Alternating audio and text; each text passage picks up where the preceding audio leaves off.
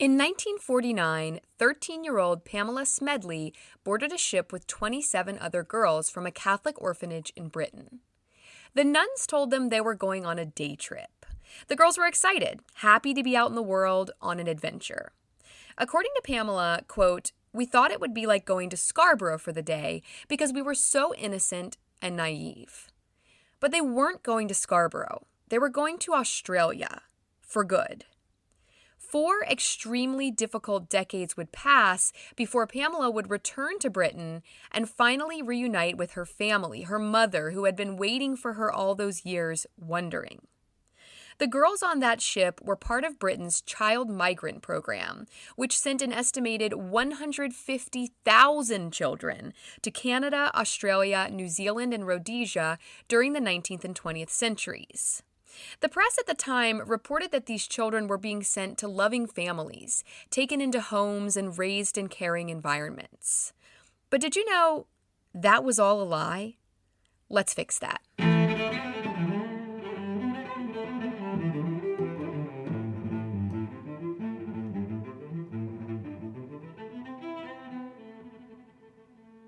Hello, I'm Shayla Fontaine, and you're listening to History Fix, where I discuss lesser-known true stories from history you won't be able to stop thinking about. By the time Pamela Smedley unknowingly boarded that ship to Australia, child migrants were nothing new, for Britain at least. In 1618, the Virginia Company sent 100 children to the Jamestown colony to boost the population and provide labor for plantations. Some of these children were orphans, some had been given up by their families who couldn't afford to care for them at the time. It was England's way of killing 2 birds with 1 stone. We'll get rid of these street rats, these burdens on society, and we'll boost our floundering population over in Virginia. They can work on the plantations. Yes, these are children. They'll have a better life there. But if you listen to episode 24 about Pocahontas, you know enough about Jamestown to know they most certainly did not have a better life there. So that was the first instance of Britain, which was England back then, exploiting children for selfish reasons and then pretending that it was for the good of the child.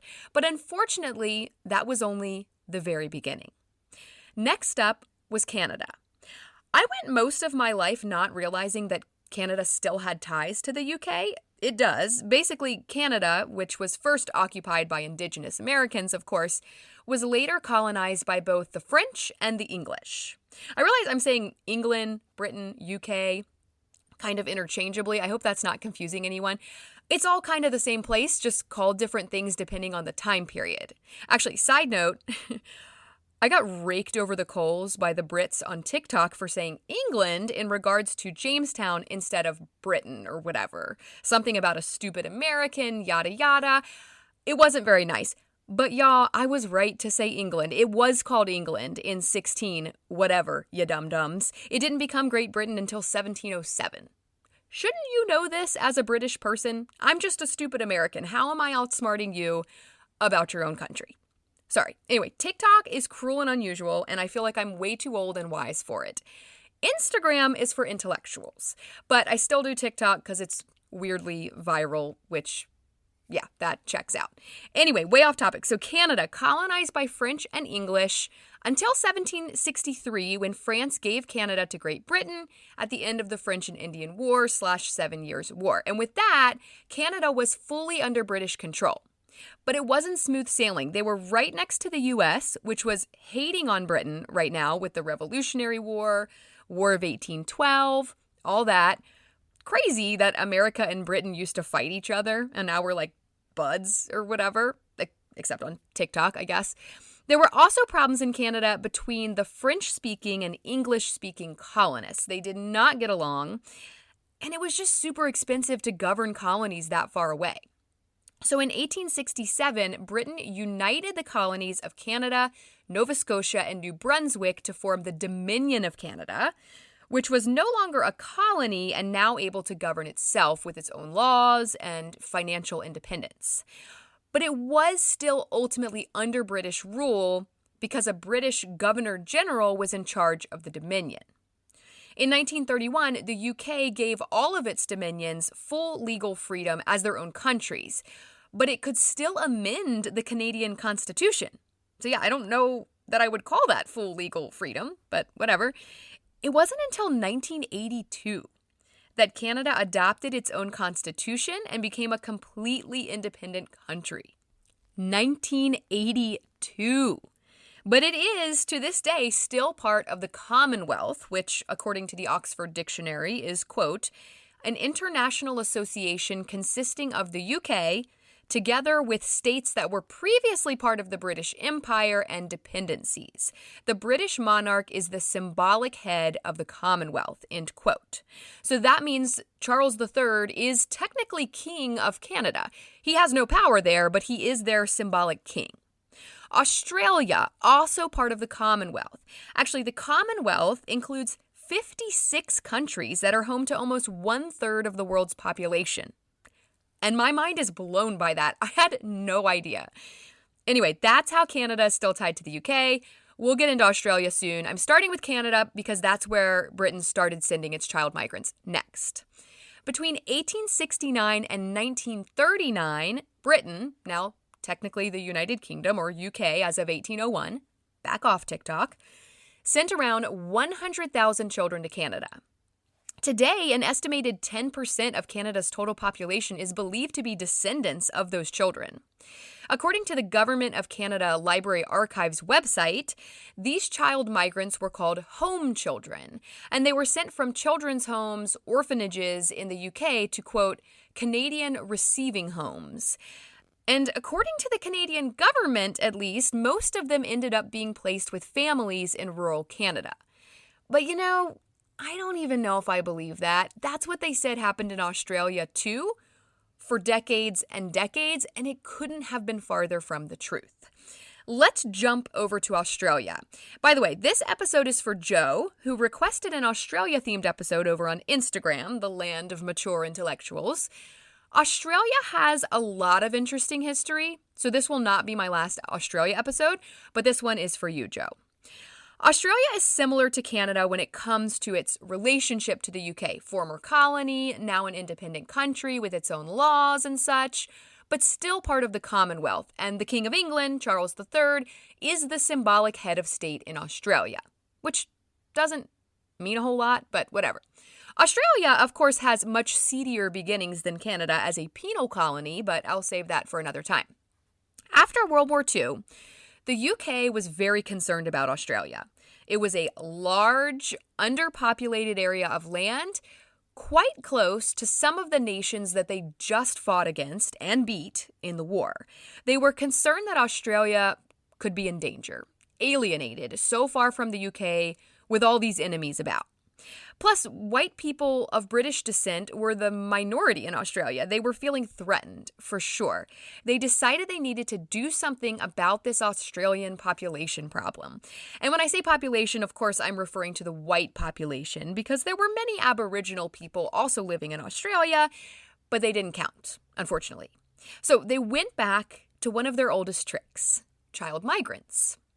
Australia was like, send them on over, all the white kids. We'll take any white kid you want to get rid of. White kids only, of course. Europe, where you at? Got white kids? We'll take them. And they invited basically all of Europe to send child migrants to Australia. The UK did, of course, sending up to 10,000 children between the ages of 3 and 14 to Australia between the 1930s and 1970. Malta also sent around 100 children. Where the heck is Malta, right? It's in the Mediterranean, kind of like south of Italy. It was basically part of the UK at the time, though. It didn't gain its independence until 1964, so still just the UK. The other European countries, crickets. Not a single child sent from any of the other European countries Australia invited to join in on this little plot. So at the time these children are being sent, we have to look at what's happening in the world. It's World War II, or directly after. The world is in shambles. Overall population is down because of overwhelming loss of life. Everybody's pretty freaked out, and they halfway convince themselves that they're doing something good with this child migrant program. I think a lot of people thought it was a win-win. That's certainly how the press presented it to the public anyway. They said, we have all these orphans from the war, all these kids living in these institutions. We're going to send them to Australia, this land of milk and honey, where they'll be adopted by loving families who will raise them as their own. They'll have better lives there. That's a cause people could get behind. And they did. Ultimately, this program was government funded, but it was carried out by charitable organizations, the Salvation Army, the Fairbridge Society, the National Children's Home, Barnardo's Children's Charity, as well as many churches and church-run institutions for children. And I have to believe that most of these people thought they were helping these children, that the goal of the program was to give these kids a better life.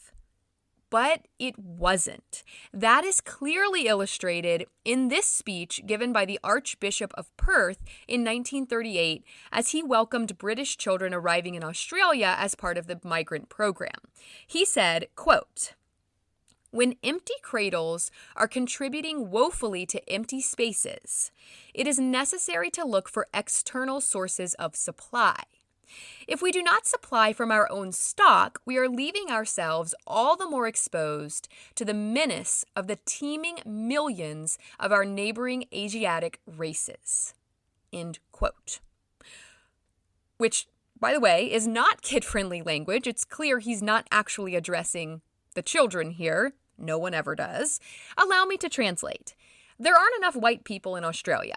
We need to bring more white people here from other white countries or we'll be dangerously outnumbered by people of color. That's what he said. So that's the real goal of the whole program. Get rid of the poor kids in the UK, the burdens on society, send them to Australia to bulk up the white population. It was never about bettering the lives of the children themselves. Many of these children were not actually orphans. Pamela Smedley from the opener, she was not an orphan. Her mother was alive and well. She was just unmarried and Catholic when she gave birth to Pamela.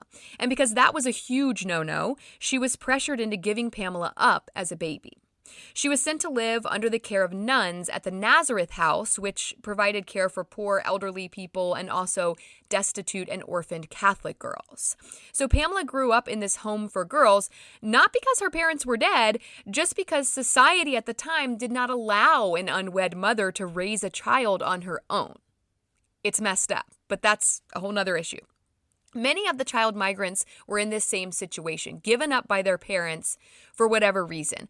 Often it was just that they were too poor to afford adequate care for their children. They gave them up believing that they would be adopted by families that would give them a good life. Or they gave them to institutions like the Nazareth House, thinking they could come back later to reclaim them once they were in a more stable position and could care for a child. So they sent children from institutions like this to Australia without even telling their parents. A 10,000-mile, 6-week-long boat trip. They often told the children that their parents had died and they were now orphans, which wasn't true. What a horrible, horrible lie to tell a child as young as 3 or 4 years old. According to Pamela, in a BBC article titled "The 13-Year-Old Girl Sent on a Day Trip to Australia," quote, "The nun said that in Australia you could pick the oranges off the trees, and I was very excited because I loved oranges." Ugh, it's just so sick and sad. The trickery and the exploitation of their innocence, these poor girls. They had no idea how far Australia was. They thought they were going on a day trip to pick oranges, and instead they were being shipped off as far away as possible, away from everything and everyone they had ever known, disposed of. Once on the boat, they were told they were going to be adopted by families in Australia, but that was another lie. According to Pamela, quote, "When we found out we had traveled 10,000 miles just to be put in another orphanage, we all just cried and cried." Pamela spent the next 2 years at the Sisters of Mercy Goodwood Orphanage, which was run by nuns and home to around 100 children. According to that BBC article I mentioned earlier, when the children arrived at Goodwood, all of their personal belongings were taken from them. All photographs, letters, toys, anything with any sentimental value was taken, and they were given only a Bible. Pamela reported that everyone was afraid of the Reverend Mother, even the other nuns. She wore a strap around her waist that her rosaries hung from, but often used it as a whip to beat the children. According to Pamela, quote, "At night, she would walk up and down the dormitories, and if you so much as twitched in your bed, you'd get the strap." Pamela once yelled out, "God bless England," defiantly during morning prayers, and was given, quote, "the thrashing of her life" by the Reverend Mother for this, because she missed England. It was the only home she had ever known, and she was tricked into leaving it. The children at Goodwood said their prayers, did their chores, had school, did more chores, said more prayers, and then went to bed by 6 p.m. They also worked a few hours a day making the strings that butchers used to hang meat, which Pamela says made their fingers bleed, and, quote, "If you did anything wrong, the penalty was an extra 100 strings, and the nuns in charge would hit us with their walking stick," end quote. This sort of child labor was common within the child migrant program. It was portrayed as a way of teaching the children important skills and trades, but really it was just free labor. Slave labor, really, because they obviously couldn't say no without being beaten. Yeah, that's slavery. Every once in a while, a priest would come to check on them. The nuns would stand right next to the children as they were questioned, ensuring that they wouldn't say anything too honest without facing serious consequences once the priest was gone. According to Pamela, quote, "Toys would appear in time for his inspections, but as soon as he left, they were taken away."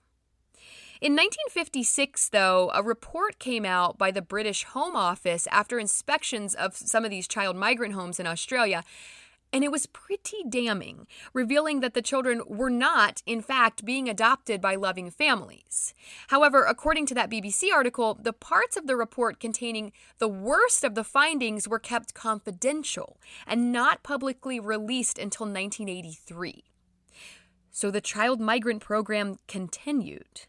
According to Gordon Lynch, a professor of modern theology at the University of Kent and curator of an exhibit about this at the V&A Museum of Childhood in London, quote, "Furthering the British Empire was still very much a priority, and there was also a fear of going up against not only the Australian government, but the Catholic Church," end quote.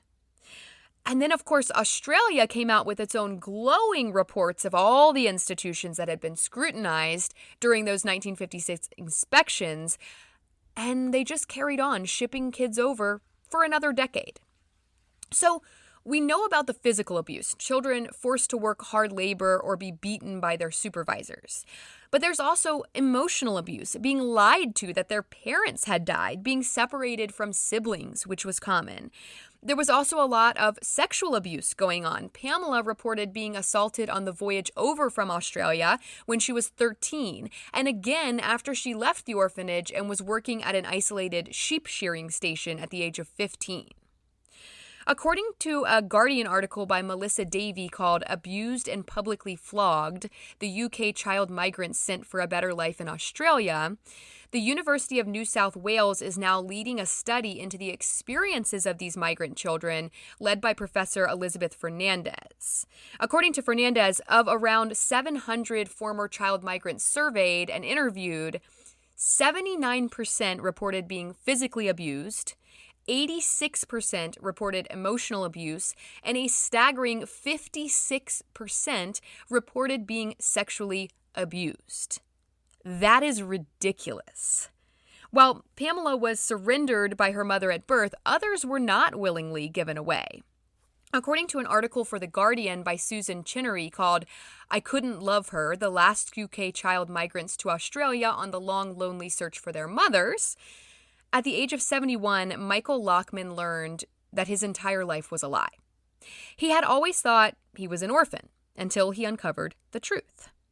During World War II, his mother had left him at a residential nursery with letters explaining that she was only leaving him there until, quote, "Daddy gets home from Japan and we will be making a home for little Michael." Which I didn't know residential nurseries were even a thing. According to the article, there was no childcare unless you were very rich. So Michael's mother had to leave him at this place while she worked because his father was away at the war. And, someone had to work, which, y'all, I'm going to try to not get off on a tangent here. There was no childcare unless you were very rich is kind of still true today. And that's terrifying. Anyway, Michael's mother intended to come back for him when his father returned. She had to work. She was, Michael found out later, a German Jew who had escaped just before the war, but her parents and brother had all died in the Holocaust. She was working full-time in the Ministry of Defense in intelligence. So she was a freaking superhero, basically serving the country, doing incredibly dangerous work during an incredibly dangerous time, as was his father, who was off fighting in Japan. They're literally saving the world, and they just need someone to take care of their kid for a minute. But no. Before his mother could return for him, Michael was shipped off to Australia and placed in the Castledare Boys' Home, which was run by the Christian Brothers. Reports of starvation, beatings, and sexual abuse in this institution are widespread. It wasn't until he was 71 that Michael learned the truth. He wasn't an orphan. He was Jewish. He didn't even know he was Jewish. His parents had wanted him. His mother had come looking for him in Australia 2 years after he arrived there, but she couldn't find him. His name had been changed. Actually, and this kills me, Michael and his mother, whose name was Isla, both lived in Melbourne for a while and just never found each other, never met, wouldn't have known it if they had met. By the time Michael even knew to look for her, Isla had died. In that Guardian article, Michael says, quote, "I was devastated by the fact that I couldn't meet her, couldn't see her and couldn't love her, put my arms around her, hug her, do all the things that a son would do to his mother. I never got the opportunity. No one can replace your mother. You have only got one mother in your life." End quote. Whew. Sorry. I cannot read that one without losing it. Okay. Patrick McGowan was surrendered to an orphanage in Northern Ireland when he was 3 years old. At the age of 11, he was sent to the notorious Bendoon Boys Town in Australia, which was an isolated institution around 60 miles north of Perth, also run by the Christian Brothers. Victims of Bendoon also report hard labor, dangerous living conditions, starvation, and abuse. Patrick also believed he was an orphan, saying, quote, "If you tell a child their parents are dead, you are an orphan. Nobody wants you. They're never going to ask. There was no one to protect them or comfort them. They knew no one was coming to rescue them." End quote. Patrick, like Pamela and Michael, later learned he was not an orphan. He still had family in Ireland. He was able to reunite with some of them, but is still actively searching for his mother, Mary Angela, who immigrated to America in 1949 to work in her aunt and uncle's cafe in Yonkers, New York, and then just disappeared. Patrick actually filed a missing persons report in Belfast and hasn't given up his search. Mary Angela was born in 1918, so there's very little chance she's still alive, but he'd still like to know what happened to her, what her life was like. Then there's the story of David Hill, who was sent from the UK, where he lived with his single mother and 3 brothers, to Fairbridge Farm School in Australia at the age of 12. David's family was extremely poor. His mother could not afford to care for 4 boys, so they were presented with an opportunity. According to David, quote, "The brochure was promoting a scheme where you take waif kids and kids of the pauper class and the slums before they could be corrupted by the poverty and crime of England and send them to Australia for education and opportunity in schools like Fairbridge, where they would become strong and long-limbed by working the farms. Parents were told, if you really love your kids, you'll make the ultimate sacrifice and send them away for opportunity and education. My brothers and I were old enough to be part of the decision, and we all agreed it sounded like a fantastic idea." End quote. So, in 1959, David made the voyage to Australia with 2 of his brothers. But when they arrived, surprise, surprise, It was nothing like they had been promised. The education was poor. They mostly just did back-breaking labor on farms in brutal conditions. The food was terrible and scarce. Public floggings were the norm. After concerns about the program were raised in England, David's mother made her way to Australia to check on her sons. Because, remember, she hadn't given them up, hadn't surrendered them like Pamela's mother. She just sent them away for a better life. Think of it like a free boarding school. According to David, quote, "When my mom came to Australia and visited us, she was devastated. She kept on mumbling Oliver Twist, and she had to console us and herself because she couldn't take us out. She was an unskilled migrant with no money, and we had to stay." What an absolutely heartbreaking scheme to have tricked all of these families into. Since then, David has poured a lot into uncovering the horrible truth of the child migrant program. He has interviewed many other children who were part of it, wrote a book called The Forgotten Children, and has worked as an advocate helping 150 child migrant victims secure a $24 million settlement in 2015 against Fairbridge, the Australian federal government, and the state government of New South Wales.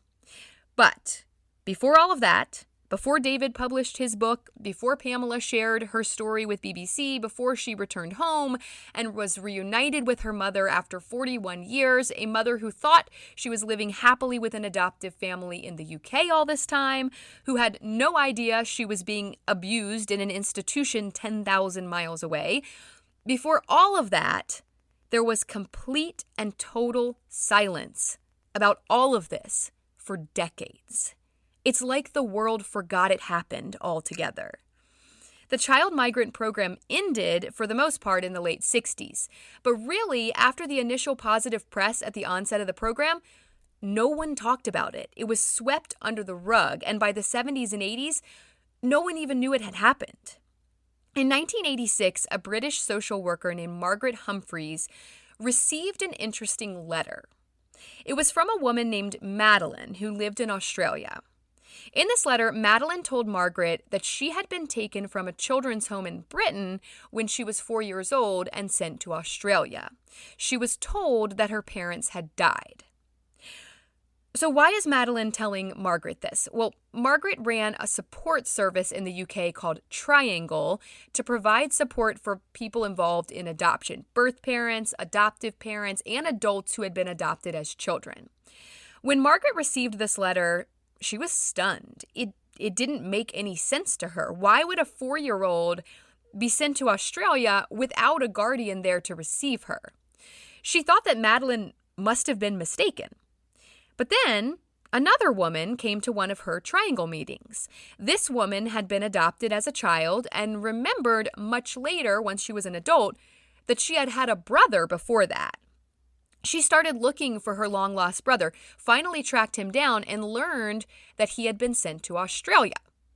So now Margaret is like, what is going on here? Why are these children being sent to Australia? She headed down to Australia and started trying to track down the records of these children. She put ads in the newspapers asking people who had been sent to Australia from children's homes in the UK to write to her. They did. She received reports from many who claimed they were told their parents had died. Many of their records had been destroyed. They didn't know when their birthdays were. The allegations of abuse started pouring out. The back-breaking labor, the poor living conditions, the sexual assaults, all of it. Margaret recruited a journalist to help her document and expose all of this. She started receiving death threats from people who did not want this history known, but carried on and basically single-handedly exposed this whole shameful, forgotten part of history. In 1989, a documentary came out about Margaret Humphreys' work called The Lost Children of the Empire. And the whole thing just exploded. People started coming out of the woodwork, each with their own tragic experience to share as a former child migrant. Margaret established the Child Migrants Trust to help reunite these grown children with their families back in the UK. Because despite what they had been told, their parents were not dead. That same year, 1989, Pamela Smedley contacted the Child Migrants Trust, which helped to reunite her with her mother, Betsy, a year later. The Child Migrants Trust is also how Michael Lockman found out who he really was. It's also still actively searching for any trace of Patrick McGowan's mother, Mary Angela, whose trail went cold in Yonkers, New York, in the 1950s. So late 80s, all of this finally gets exposed thanks to Margaret Humphreys. But a formal apology or even acknowledgement of the atrocities these children suffered at the hands of the government was not issued for another 20 years. In 2009, then Prime Minister of Australia, Kevin Rudd, issued this apology, quote, "We are sorry.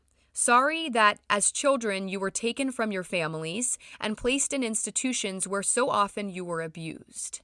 Sorry for the physical suffering, the emotional starvation, and the cold absence of love, of tenderness, of care." End quote. In 2010, UK Prime Minister Gordon Brown also apologized, saying, quote, "To all those former child migrants and their families, we are truly sorry. They were let down. We are sorry they were allowed to be sent away at the time when they were most vulnerable. We are sorry that instead of caring for them, this country turned its back. And we are sorry that the voices of these children were not always heard, their cries for help not always heeded. And we are sorry that it has taken so long for this important day to come and for the full and unconditional apology that is justly deserved." Yeah, slow clap. I learned about the Child Migrant Program from an episode of the BBC period drama Call the Midwife. Excellent show, by the way, love it. But in one episode, children are removed from a home because their mother is unable to care for them, and as they board a ship, smiling, the narrator explains. Baby Coral was adopted, and her 3 elder siblings were sent to Australia under the Child Migrant Program. They were promised a life of sunshine, blue skies, and endless opportunity. The truth was otherwise, and the only consolation is that hope made them happy for a while. End scene. Wait, what? Yeah, I shouldn't be learning about this from a fictional TV drama. Everyone should know this. It's just like the shady Slavery Abolition Act I talked about in episode 12, an absolute bombshell everyone found out about through Twitter. Why? Why was this all so swept under the rug? Because it's shameful. The UK is notoriously tight-lipped about anything that makes them look bad. Come at me, TikTok. These people are still alive. They're still being impacted by this daily, and we don't even know about it. So my whole thing is it's not still happening, right? They're no longer lying to children and sending them to Australia to work in essentially labor camps. This is a thing of the past. Apologies have been issued. Great. My problem is the mentality that allowed this to happen, the social constructs that facilitated it, have not changed much. And to me, with this one, there is a great risk of history repeating itself here, especially if no one even knows about it. If we don't know about the mistakes of the past, we are doomed to repeat them. And I've worked with children. I've been in institutions. I know what it's like. My first teaching job was at a place called the Yahweh Center Children's Village in Wilmington, North Carolina. It was a residential psychiatric treatment facility for children. A nightmare of a place to work, if I'm being honest. And I can't say enough good things about the people who worked there. They were saints, and we were doing good work, necessary work, helping these children that desperately needed help. But I went weeks without a paycheck once, and then I got a paycheck and it bounced. After I left that job, the Yahweh Center filed for bankruptcy under allegations of mishandling donor money and not paying its staff, and it eventually shut down. Not because it didn't have money, because it wasn't spending it on what mattered, the children. Then I started teaching in North Carolina public schools, which are horrifically underfunded. You guys, my take-home paycheck for the month, working a hard stressful job, 50 plus hours a week, $2,300 to support my entire family of 4. That is laughable. Plus, I was buying tons of supplies myself with 0 reimbursement, no paid maternity leave at the time, none.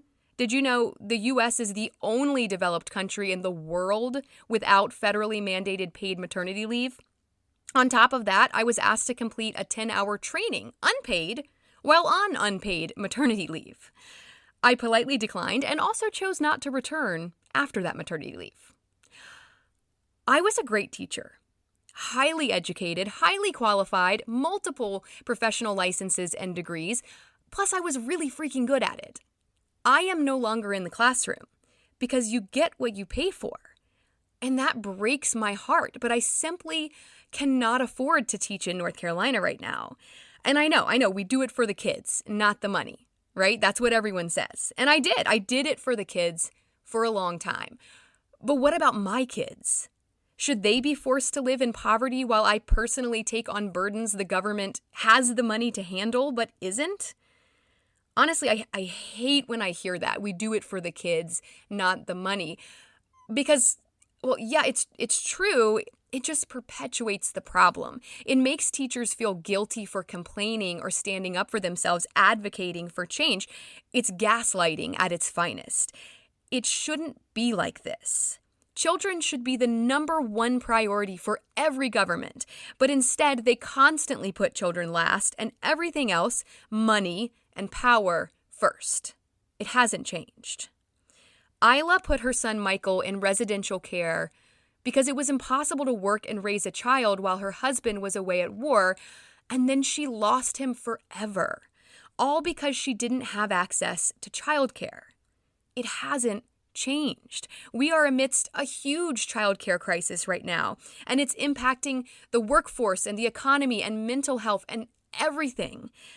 But the politicians, who are mostly middle-aged men with very little knowledge of what it takes to raise a halfway decent child, they are too ignorant to realize that they're throwing all the money at the wrong things. They're mopping a sinking ship with it, pouring it into prisons and military law enforcement, all these things designed to fix problems after they've happened without realizing that all it takes is investing in the future before it can go wrong.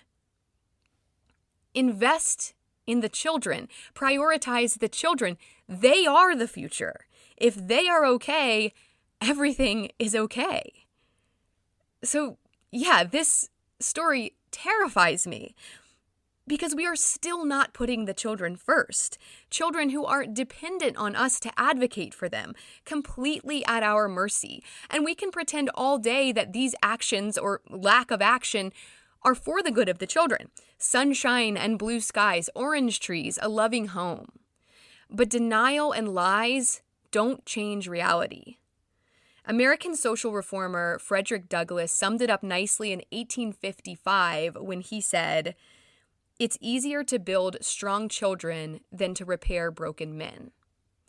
168 years later, and we're still choosing to break our children, our future, rather than build them up.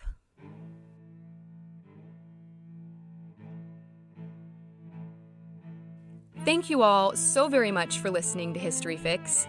I hope you found this story interesting and maybe you even learned something new. And thank you for letting me rant a little bit there. Obviously, this is near and dear to my heart, and I get a little worked up. Be sure to follow my Instagram at History Fix Podcast to see some images that go along with this episode and to stay on top of new episodes as they drop. And of course, I'd also really appreciate it if you would rate and follow this podcast on whatever app you're using to listen. That'll make it much easier to get your next fix. Information used in this episode was sourced from The Guardian, BBC, the Government of Canada Library Archives, the Australian National Maritime Museum, History.com, the New York Times, the Australian Parliamentary Education Office, the Child Migrant Trust, news.com.au, and a Stuff You Missed in History Class podcast episode called Child Migrant Program. As always, links to these sources can be found in the show notes.